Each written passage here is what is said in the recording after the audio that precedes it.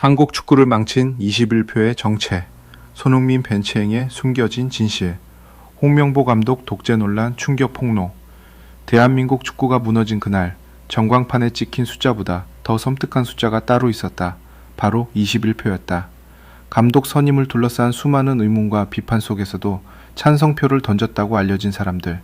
그러나 정작 축구 팬들은 그들이 누구인지조차 제대로 알 수 없었다. 그들은 어떤 기준으로 판단했으며 무엇을 믿고 찬성한 것일까? 정말 대한민국 축구의 미래를 위한 선택이었을까? 아니면 이미 정해진 결론을 승인하기 위한 형식적인 손들기였을까? 이름 없는 21표를 둘러싼 의혹이 폭발하면서 한국 축구는 단순한 성적 부진을 넘어 신뢰의 붕괴라는 거대한 소용돌이에 휘말리기 시작했다. 이번 논란의 핵심은 감독 한 명이 능력을 발휘하지 못했다는 단순한 이야기가 아니다. 더 무서운 문제는 감독 선임 과정과 의사결정 구조, 내부 권력관계, 전술적 판단, 선수단 관리까지 모든 단계에서 비정상적인 징후가 나타났다는 주장이다. 대표팀은 국민의 자존심을 걸고 싸우는 조직이다. 그만큼 감독을 선택하는 과정은 투명해야 하고 후보자들의 철학과 전술, 국제무대 경험을 냉정하게 비교해야 한다. 그러나 원문이 제기한 시나리오 속에서는 정상적인 검증보다 누군가의 독단과 특정 인맥의 영향력이 더 크게 작용했다는 의혹이 등장한다. 만약 이것이 사실이라면 한국 축구는 경기장에서 패배하기도 전에 회의실에서 이미 무너지고 있었던 셈이다. 특히 외국인 감독 후보가 상대팀 분석과 대표팀 운영 계획을 담은 방대한 자료를 준비했지만 제대로 된 평가나 피드백을 받지 못했다는 주장은 팬들의 분노를 더욱 키웠다. 수십 페이지에 달하는 자료를 준비했다는 것은 단순히 감독직을 얻기 위한 보여주기가 아니다. 한국 선수들의 장단점을 분석하고 월드컵에서 만날 수 있는 상대들의 전술을 연구하며 자신이 어떤 축구를 만들 것인지 증명하려는 과정이다. 그런데 그러한 노력은 제대로 검토되지 않고 다른 선택이 이미 내부적으로 굳어져 있었다는 의혹이 제기됐다. 그렇다면 면접과 검증은 무엇을 위한 절차였는가? 후보자들은 정해진 결론을 장식하기 위해 불려온 들러리에 불과했던 것인가? 그리고 모든 시선은 찬성표를 던진 21명에게 향했다. 그들은 감독의 전술적 능력과 국제 경쟁력을 충분히 검토했는가? 선수단을 통합할 리더십을 확인했는가? 실패했을 때 자신들의 판단에 책임질 준비가 되어 있었는가?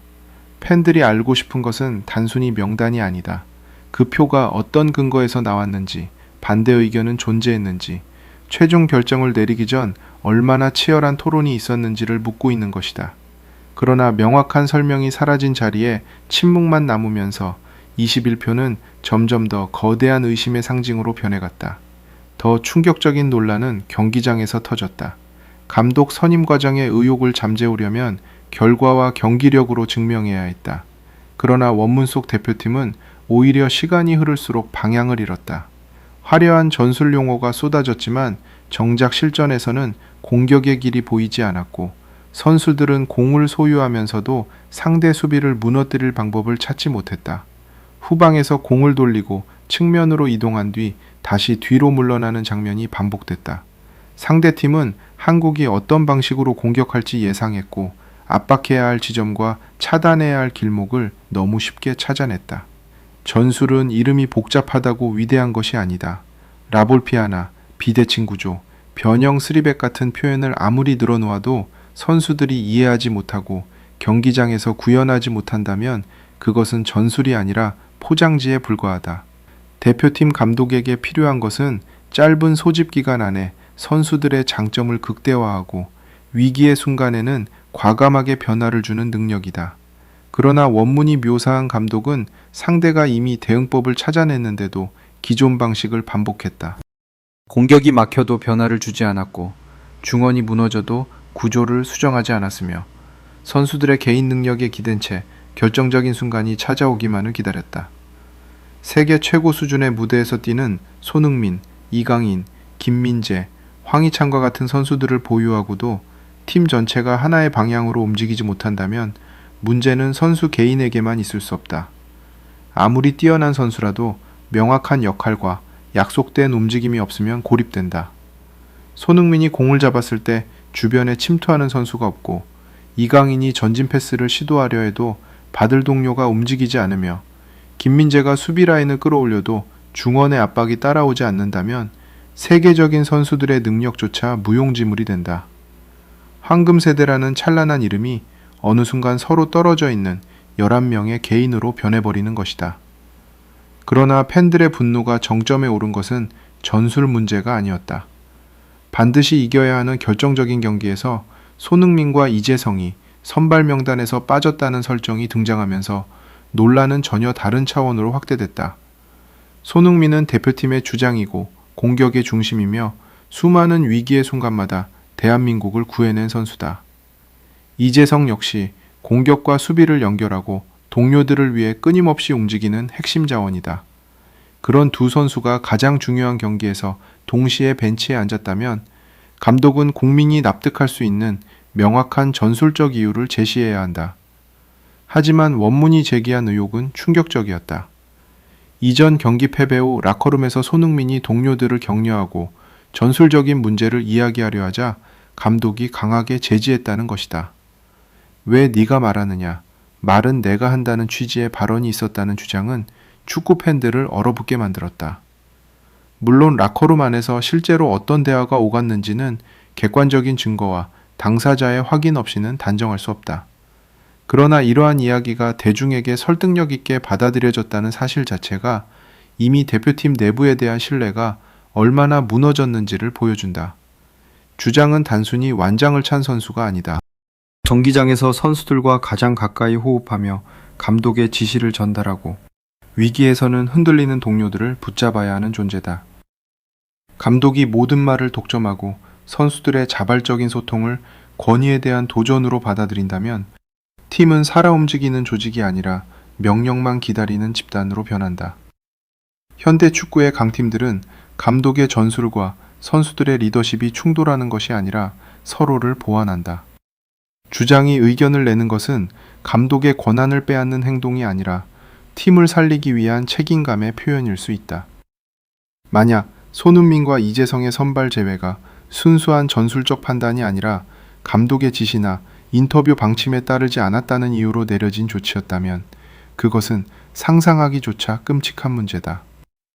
국가대표팀의 선발 명단은 감독 개인의 자존심을 지키기 위한 수단이 될 수 없다. 오직 경기에서 승리할 가능성을 높이고 대한민국을 대표해 최선을 다하기 위한 기준으로 결정되어야 한다. 개인적인 감정이 개입되는 순간 감독의 권한은 리더십이 아니라 권력으로 변하고 원칙은 사라지며 선수단은 침묵과 눈치만 가득한 공간이 된다. 결정적인 경기에서 핵심 선수들을 제외한 선택이 실패로 끝난다면 피해는 감독 개인에게서 멈추지 않는다. 선수들은 다시 오지 않을 월드컵의 시간을 잃고 국민들은 오랫동안 기다려온 꿈을 잃는다. 특히 전성기의 마지막 월드컵이 될 가능성이 있는 선수들에게 그 무대는 단순한 국제대회가 아니다. 어린 시절부터 모든 것을 걸고 달려온 축구 인생의 절정이며 자신의 세대가 무엇을 이뤘는지 증명할 마지막 기회일 수 있다. 그런 무대가 불투명한 행정과 고집스러운 전술, 내부 갈등 의혹 속에서 무너졌다면 책임은 반드시 명확하게 밝혀져야 한다. 한국 축구 팬들이 분노하는 이유도 바로 여기에 있다. 패배 자체는 스포츠에서 언제든 일어날 수 있다. 강팀도 질 수 있고 세계적인 선수도 실수할 수 있다. 그러나 최선의 준비와 공정한 절차 없이 당한 패배는 쉽게 받아들일 수 없다. 팬들은 결과가 나쁘다고 무조건 감독을 공격하는 것이 아니다. 왜 그런 결정을 내렸는지, 무엇을 준비했는지, 실패 후 무엇을 바꿀 것인지 설명해달라고 요구하는 것이다. 그런데 질문에는 침묵이 돌아오고 책임질 사람은 보이지 않으며 시간이 지나면 논란이 사라질 것이라는 태도만 반복된다면 분노는 더 거세질 수밖에 없다. 이제 21표의 문제는 과거의 감독 선임 투표에만 머물지 않는다. 그 표들은 한국 축구 행정이 어떤 방식으로 움직이는지를 상징하는 숫자가 됐다. 누가 찬성했고 누가 반대했는지보다 더 중요한 것은 앞으로도 같은 구조가 반복될 것인가 하는 질문이다. 이름만 바뀐 채 같은 인사들이 돌아가며 자리를 차지하고 실패에도 책임지지 않으며 외부의 비판을 일시적인 소음으로 취급한다면 한국 축구는 어떤 황금 세대를 만나더라도 같은 비극을 반복할 것이다. 한국 축구가 다시 일어서기 위해서는 감독 한 명을 바꾸는 것으로 끝나서는 안 된다. 선임 기준과 투표 과정, 평가 자료, 최종 결정의 근거를 투명하게 공개해야 한다. 중요한 자리에 있는 사람들은 자신의 선택에 이름을 걸고 책임져야 한다. 학연이나 인맥이 능력과 철학보다 앞선다는 의혹이 생기지 않도록 외부 전문가와 선수 출신 인사, 데이터 분석가들이 실질적인 권한을 가지고 참여해야 한다. 내부 고발자가 모든 위험을 홀로 감당하는 구조도 바뀌어야 한다. 문제를 지적한 사람이 배신자로 몰리고 침묵한 사람이 자리를 지키는 조직에서는 혁신이 일어날 수 없다. 선수단 운영 역시 완전히 달라져야 한다. 감독은 권위를 앞세워 선수들을 통제하는 사람이 아니라 서로 다른 개성과 능력을 가진 선수들을 하나의 목표로 묶어내는 리더여야 한다. 주장의 목소리를 존중하고 전술에 대한 선수들의 의견을 들으며 실패했을 때는 책임을 선수들에게 떠넘기지 않아야 한다. 강한 리더십은 큰 소리와 처벌에서 나오는 것이 아니다. 명확한 철학, 공정한 기준, 냉정한 판단, 그리고 구성원들이 믿고 따를 수 있는 일관성에서 나온다.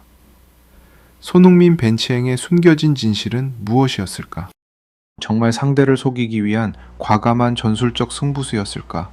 아니면 선수단 내부의 갈등과 감독의 감정이 개입된 결정이었을까? 현재로서는 원문에 등장한 주장만으로 사실을 확정할 수 없다. 그렇기 때문에 더 철저한 확인과 투명한 설명이 필요하다. 의혹을 해소하는 방법은 팬들에게 믿으라고 강요하는 것이 아니라 자료와 증언, 합리적인 근거를 공개하는 것이다. 설명하지 않는 권력은 의심을 키우고 책임지지 않는 결정은 결국 또 다른 참사를 부른다. 한국 축구를 망친 것이 정말 21표였는지 아니면 그 표를 가능하게 만든 오래된 구조였는지는 앞으로 밝혀져야 한다. 그러나 한 가지는 분명하다. 국민의 사랑과 선수들의 희생 위에 세워진 대표팀을 누군가의 사유물처럼 운영해서는 안 된다는 것이다. 대표팀 감독의 자리는 명예를 위한 왕자가 아니며 협회 임원의 표는 친분을 확인하는 도장이 아니다. 그 하나의 선택에는 수십 년 동안 축구를 사랑해온 국민의 기대와 태극마크를 꿈꾸는 어린 선수들의 미래가 걸려 있다. 이제 한국 축구는 선택해야 한다. 또다시 침묵 속에서 시간을 흘려보내며 분노가 잦아들기만 기다릴 것인가? 아니면 21표의 결정 과정부터 손흥민 벤치행을 둘러싼 논란까지 모든 의혹을 투명하게 밝히고 완전히 새로운 시스템을 만들 것인가? 썩은 뿌리를 그대로 둔 채 화려한 구호만 외친다면 아무것도 달라지지 않는다. 진정한 혁신은 책임질 사람에게 책임을 묻고 잘못된 구조를 해체하며 다시는 같은 일이 반복되지 않도록 제도를 세우는 데서 시작된다. 황금 세대의 시간은 영원하지 않다. 손흥민과 동료들이 세계 무대에서 가장 뜨겁게 빛날 수 있는 순간도 다시 돌아오지 않는다. 그렇기에 이번 논란은 단순한 감독 비판이나 협회 내부의 다툼으로 끝나서는 안 된다. 대한민국 축구가 누구를 위해 존재하는지, 대표팀의 주인은 누구인지 다시 묻는 역사적인 계기가 되어야 한다.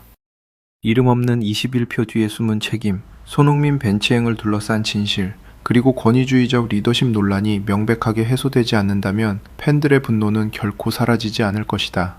대한민국 축구는 수많은 위기를 이겨내며 성장했다. 아무도 기대하지 않았던 순간 기적을 만들었고 세계 최강의 팀들과 맞서며 국민들에게 뜨거운 감동을 안겼다. 다시 비상할 힘은 여전히 존재한다. 하지만 그 힘을 깨우기 위해서는 경기장 밖의 어둠부터 걷어내야 한다. 침묵했던 사람들은 입을 열어야 하고 결정했던 사람들은 근거를 밝혀야 하며 실패한 사람들은 책임을 져야 한다. 그것이 선수들이 흘린 땀과 국민들이 보낸 응원에 대한 최소한의 예의다. 21표의 진실이 밝혀지는 순간 우리는 한국 축구가 왜 무너졌는지를 알게 될 것이다. 그리고 손흥민이 벤치에 앉아 있어야 했던 진짜 이유가 드러나는 순간 이번 사태가 전술적인 실패였는지 아니면 권력이 팀을 집어삼킨 비극이었는지도 판단할 수 있을 것이다. 지금 필요한 것은 소문을 사실로 포장하는 자극적인 결론이 아니라 어떤 의혹도 남지 않을 만큼 철저한 조사와 공개다. 진실을 외면하면 한국 축구의 몰락은 반복되지만 정면으로 마주한다면 이번 실패는 새로운 시작을 위한 가장 아픈 경고가 될 수 있다.